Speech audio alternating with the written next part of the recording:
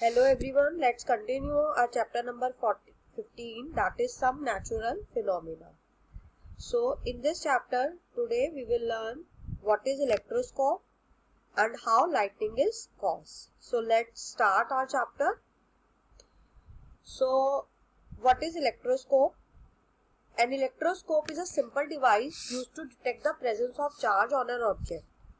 Basically बच्चे electroscope एक simple device है जिससे हमें ये पता चलता है कि whether a body is charged or not, right. आप अपना इलेक्ट्रोस्कोप भी बना सकते हैं। Testing a charge with an electroscope. So let's study how will this device detect whether the body is charged or not. First of all बेटा there is a picture of electroscope. इसमें आप देख रहे हो एक ब्रास डिस्क है और ये सब जो ब्रास डिस्क है इससे ब्रास की रॉड जा रही है और लास्ट में जाके गोल्ड की जो मेटल है उसकी लीव्स यहाँ पे बनी हुई है, राइट। सो ये एक प्रोफेशनल इलेक्ट्रोस्कोप है जो कि नॉर्मली नहीं यूज होता। So first of all we have to observe the position of inverted V of the aluminium foil. यहाँ पे गोल्डन फॉइल है बट नॉर्मली जो इलेक्ट्रोस्कोप हम यूज करते हैं उसमें हम एल्यूमिनियम फॉइल की जो स्ट्रिप्स होती है उससे हम वी बनाते हैं। Now, charge a plastic straw by rubbing with a piece of polyester cloth and quickly touch its rubbed end to the upper end of the metal wire in the electroscope. अब हमें क्या करना है, हमें जैसे हमने लास्ट क्लास में एक एक्टिविटी में पढ़ा था कि जब हम प्लास्टिक स्ट्रॉ को पॉलिएस्टर क्लोथ के साथ रब करते हैं तो दोनों ही चीजें जो होती हैं वो चार्ज हो जाती है, राइट। तो उस प्लास्टिक स्ट्रॉ को हमें क्या करना है, इस इलेक्ट्रोस्कोप के टॉप एंड पे क्या करना है, टच करना है, right. After that here you can see, तो observe the foil strips, you must be able to see them separating apart from each other. जब आप इस चार्ज रॉड को इस रॉड से टच करोगे तो आप देखोगे कि जो नीचे वाली जो दोनों लीव्स होंगी एल्यूमिनियम फॉइल की वो एक दूसरे से रिपेल करेंगी, right. Now in third step remove the straw and touch the upper end of the metal wire with your hand. Note the foil strips coming back to their normal position. अब आप क्या करोगे, straw को उससे हटा के जब आप अपने हैंड से उस वायर को टच करोगे तो वो जो स्ट्रिप्स जो पहले रिपेल हुई थी they will come back to their original position. In fourth step you have to charge plastic straw again by rubbing, touch it to the upper free end of the metal wire. Observe the foil strips again. मतलब step 4 में आपको step 1 जो है वो फिर से repeat करना है। So let us understand why strips are separating and coming back to their normal position on touching with a charged straw with hand respectively. अब बच्चे ऐसा इसलिए हो रहा था जब हम मेटालिक वायर को टच कर रहे थे चार्ज स्ट्रॉ से, उसमें क्या हो रहा था, जो चार्ज स्ट्रॉ के अंदर थे वो चार्जेस जो थे वो फ्लो कर रहे थे मेटालिक वायर के थ्रू एल्यूमिनियम स्ट्रिप्स में, right. As the straw had high level of charge and the metal wire had low और no charge on it, the two halves of the aluminium strip acquired same time of charge. अब क्योंकि strip के अंदर जो भी charge था, ठीक है, स्ट्रॉ के अंदर जो भी चार्ज था वो चार्ज उन दोनों स्ट्रिप्स में गया और क्योंकि दोनों स्ट्रिप्स में सेम चार्ज आया तो उस सेम चार्ज की वजह से वो जो दोनों स्ट्रिप्स थी वो एक दूसरे से रिपेल करने लग गई, right. The aluminium strip was now charged. अब सेकंड स्टेप में हमने क्या किया था, हमने जो वायर थी जिससे हमने पहले स्ट्रॉ को टच किया था अब उसको हमने अपने हैंड से टच किया। Now we have to charge from the foil strip flew to the zero level charge on your hand. अब हमने क्या करा, हमारे हैंड में अभी उस टाइम कोई भी चार्ज नहीं है लेकिन जो वायर है इलेक्ट्रोस्कोप की उसके अंदर चार्ज था। तो अब क्या हुआ, जो भी चार्ज थे वो इलेक्ट्रोस्कोप से फ्लो करके ट्रांसफर होके हमारी बॉडी के अंदर ट्रांसफर हो गए और जो लीव्स के अंदर पहले रिपल्शन हुआ था वो क्या हो गया, खत्म हो गया, right. So, the process of to remove the charge from a charged object is called discharging of the object. किसी भी बॉडी में से चार्ज को रिमूव करने के प्रोसेस को हम क्या बोलते हैं, discharging, right. After this, we will learn what is earthing. Earthing is the process of transferring charge from a charged body to the earth. किसी भी बॉडी से चार्ज को अर्थ में ट्रांसफर करने के प्रोसेस को अर्थिंग बोलते हैं. All heavy electrical appliances run on heavy current drawn from the main. मतलब मेन का मतलब यहाँ पे मेन सप्लाई ऑफ इलेक्ट्रिसिटी से है. The outer body of these appliances is always provided with a connection to a huge good conductor of electricity buried under the earth to discharge any leakage of current by earthing.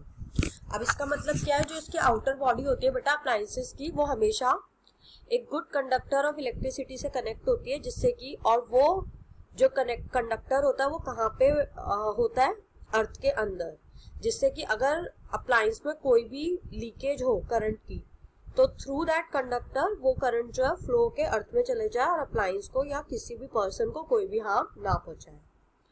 All heavy electrical appliances are compulsory earthed to prevent the user from electric shocks. Now let us learn about a knowledge checks. All heavy electrical appliances are connected to the mains with a 3-pin plug. जितने भी heavy electrical appliances होते हैं बेटा उनमें 3-pin plug होता है, जिसे हम नॉर्मल लैंग्वेज में पावर प्लग भी बोलते हैं. The central thick pin is connected to the earth wire. उसमें जो सेंटर की थिक पिन होती है वो अर्थ वायर से कनेक्टेड होती है, और इसी वजह से क्या होता है, heavy appliances should never be connected with 2-pin plug. और हमेशा हमें बोला जाता है कि कभी भी हैवी अप्लायंसेज को 2-pin प्लग से कनेक्ट नहीं करना चाहिए, क्योंकि अगर उनमें अर्थिंग का कनेक्शन नहीं होगा तो अगर इन केस बाई चांस अगर उसमें कभी भी लीकेज होती है किसी भी वजह से तो वो इलेक्ट्रिक शॉक दे सकती है. Right. After this we will learn how lightning is caused. So here is the main topic which we have to study, for which we have studied about charges. The clouds get charge when water and ice particles move rapidly inside the clouds. अब क्या होता है बेटा, जब ये water droplets एक दूसरे के साथ रब होती है तो इनके अंदर भी क्या प्रोड्यूस होता है, charge. As the particles move, they become oppositively charged and separate. अब वो क्या होता है कि पार्टिकल्स में कुछ ड्रॉपलेट्स में पॉजिटिव चार्ज आ जाता है, कुछ ड्रॉपलेट्स में नेगेटिव चार्ज आ जाता है. Due to some reason until unknown till now, the positively charged particles move to the upper part of the cloud and the negatively charged particles rest at the lower part of the clouds. अब कुछ reason ऐसे हैं बेटा जो अभी तक research में है और जिनका अभी तक कुछ भी पता नहीं चला है. उनकी वजह से क्या होता है, जो चार्ज के जो क्लाउड के अंदर पॉजिटिव चार्जेस होते हैं वो ऊपर की तरफ सेटल हो जाते हैं और नेगेटिव चार्जेस जो होते हैं वो नीचे की तरफ सेटल हो जाते हैं. The negative particles at the bottom of the clouds grow bigger and bigger and get attracted to the positive charges on the ground. अब क्या होता है, ग्राउंड पे पॉजिटिव चार्ज होता है तो ये वाले नेगेटिव चार्ज जो होते हैं बेटा वो इसकी तरफ अट्रैक्ट होने लगते हैं. The positive charge on the surface develop only due to the negative charge on the lower part of the clouds. When attraction between the opposite charge becomes strong, electricity or electrons from the clouds to the ground, this causes spark or lightning in the sky. अब क्या होता है, जब negative charge और positive charges में जो attraction होता है बेटा, जब वो बहुत ज्यादा स्ट्रॉन्ग हो जाता है तो क्या होता है, जो इलेक्ट्रॉन्स होते हैं which is negatively charge particles, वो क्या होता है क्लाउड से फ्लो करके ग्राउंड तक आ जाते हैं, जिसकी वजह से क्या कॉज होती है, lightning. Right. So after this lightning last only for a fraction of second but is energy filled and very hot. Lightning बेटा सेकेंड के भी कुछ पार्ट तक ही स्टे करती है, बट ये एकदम एनर्जी से भरी हुई और काफी हीट प्रोडक्शन करती है. Though the air in between the clouds and the ground is a poor conductor of electricity, the attraction between the opposite charges on the clouds and the ground becomes so large that the air has to give way the lightning strike. बेटा इस line का मतलब ये है कि air जो है वो वैसे तो एक तरीके से पुअर कंडक्टर है इलेक्ट्रिसिटी की, मतलब it does not allow the flow of electrons, लेकिन जो चार्जेस के बीच का अट्रैक्शन होता है कभी कभी वो इतना ज्यादा स्ट्रॉन्ग हो जाता है कि एयर पुअर कंडक्टर होते हुए भी उसे इलेक्ट्रॉन्स को फ्लो होने के लिए रास्ता देना ही पड़ता है, मतलब वो मजबूर हो जाती है एक तरीके से. Right. After this The heat of lightning causes thunder. As the hot electrical discharge passes through the air, they heat up the air. The suddenly heated air expands quickly and created the loud noise that we call thunder. अब क्या होता है बेटा, जब भी अभी मैंने आपको बोला कि लाइटनिंग में हीट बहुत प्रोड्यूस होती है, तो हीट की वजह से क्या होता है, जो जब वो फ्लो ऑफ इलेक्ट्रॉन्स पास होते हैं क्लाउड से ग्राउंड तक, तो हीट की वजह से जो आसपास की एयर होती है वो भी गर्म हो जाती है, और एकदम से गर्म होने की वजह से वो जो एयर होती है एक्सपैंड होने लग जाती है, जिस मीन्स फैलने लग जाती है, इधर उधर मूव करने लग जाती है और लाउड नॉइज क्रिएट करती है, जिसे हम क्या बोलते हैं, थंडर। और हिंदी में आप बोलते हैं कि बादल गरज रहे हैं या गड़गड़ाहट हो रही है। Today lightning is no more understood as the anger of God, जैसे कि हमने स्टार्टिंग में पढ़ा था कि पहले लोग मानते थे कि भगवान गुस्सा होते हैं जब लाइटनिंग होती है, बट ऐसा नहीं होता। It is much better understood as compare to the ancient times, आज के टाइम पे इसका कॉन्सेप्ट ज्यादा अच्छे से समझा जाता है। A better understanding of the phenomena of lightning has rather made us more aware of the danger and harms caused by it. अब क्योंकि हम इसको समझ पाते हैं, तो हमें ये भी पता लगता है बेटा कि इससे होने वाले डेंजरस इफेक्ट क्या हो सकते हैं। Lightning takes a toll on life of humans, animals, trees as well as building. It is important to learn what should be done to protect ourselves during lightning.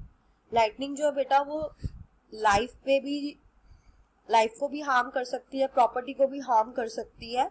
सो हमें ये सीखना चाहिए कि लाइटनिंग अगर कभी भी स्ट्राइक करती है तो how should we protect ourselves, right? So that's all for today. Thank you so much everyone.